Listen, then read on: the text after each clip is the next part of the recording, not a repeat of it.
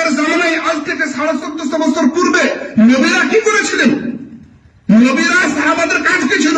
যারা গায়ের মুসলিম, যারা ইহুদি, যারা কাফির, তাদের কাছে যেতেন কালিমার দাওয়াত নিয়ে, যে তোমরা কালিমা পাঠ করো, তোমরা মুসলমান হও, তোমরা মুসলমান হয়ে যাও, এই নিয়ে দাওয়াত দিতেন।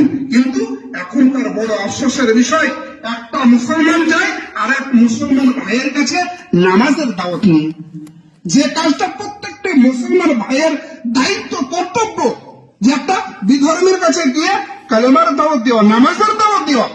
কিন্তু বড় দুঃখের বিষয়, সেটা আজকে উল্টে গেছে। তাহলে আপনি আমি চিন্তা করে দেখি যে আজ আপনার আমার মধ্যে যে ইমান আছে, সেই ইমানের ভোল্টেজ, ইমানের জজবা, ইমানের তাকওয়া কোথায় আছে? মেরে মুহতারাম বুজুর্গ দোস্ত, দুনিয়ার মধ্যে একের পর এক মসজিদ বেড়ে যাচ্ছে, কিন্তু মুসল্লি বাড়ছে না, নামাজি বাড়ছে না।